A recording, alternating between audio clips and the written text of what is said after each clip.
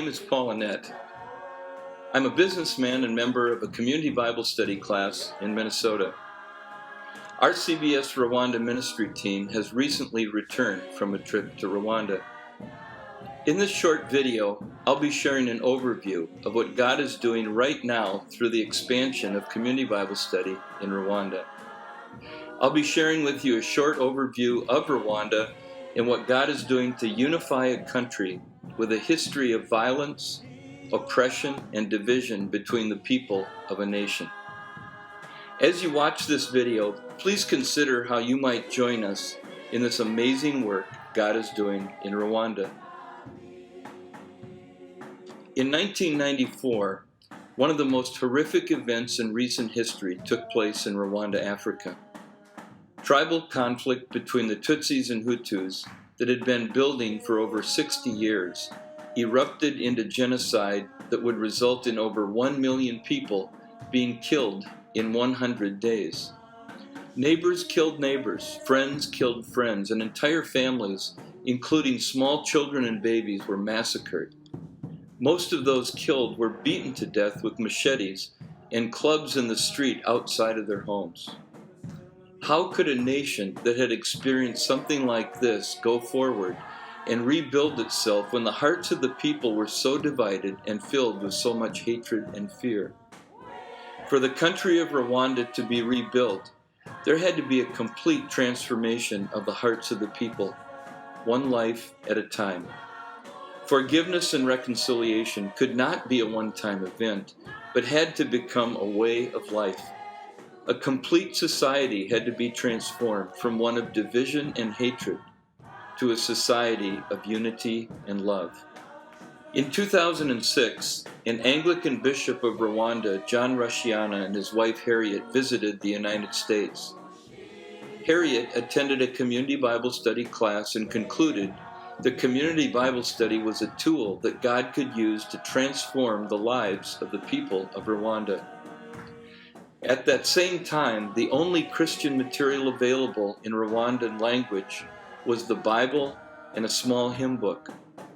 They contacted Community Bible Study, and the lessons from the book of Matthew were soon translated into their language. Maury Kapsner, a Community Bible Study leader in the United States, went to Rwanda and trained 40 pastors to become Community Bible Study leaders. One of the survivors of the genocide was a young lady named Agnes. She was 18 years old at the time of the genocide. Agnes recalls hiding in her home as the Hutu rebels came into her village and began killing her neighbors. She listened to the killing occurring all around her small home, and as they came and began to beat down the door of her home, she prayed, "God, if you save my life, I will serve you every day for the rest of my life." Just then the rebels were called away by the leader, and Agnes escaped and ran into the mountains and hid. After the killing ended, Agnes went to a nearby village and told the leaders of the local Anglican church what had happened. She began serving God by caring for the wounded in the hospital. She became a teacher in the school, then a chaplain for the boarding school, and later received her seminary training and became a leader and pastor within the Anglican diocese in Rwanda. When Bishop John and Harriet returned from the United States, they met with Pastor Agnes, a member of their ministry team, and shared the mission of Community Bible Study, transforming lives through the study of God's Word. In partnership with the Anglican Church, Community Bible Study was born in Rwanda. Over the next 5 years in northern Rwanda, Community Bible Study has grown to more than 18,000 men, women, and children in small groups that come together on a regular basis to study the Bible. Pastor Agnes has trained dozens of pastors and leaders in both the Anglican Church as well as other denominations to start and lead classes in their churches and villages. Soon, dozens of small group leaders were shepherding their classes, and lives were being transformed through the study of God's Word, one life and one heart at a time.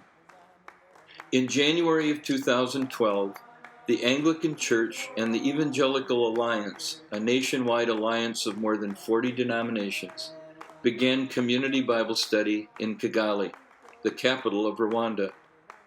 Already there are more than 4,000 participants in community Bible studies in Kigali. Pastors and small group leaders are requesting additional Bibles and community Bible study lessons so that they can grow the ministry and transform more lives in Rwanda. In both northern Rwanda and Kigali, lives are being transformed through the study of God's Word. During our recent visit, class members shared testimonies of turning from witchcraft, prostitution, drunkenness, and beating their children to becoming children of God. These changes are not natural, but rather supernatural, as people are reading God's Word together in their own language and applying God's principles to their daily lives.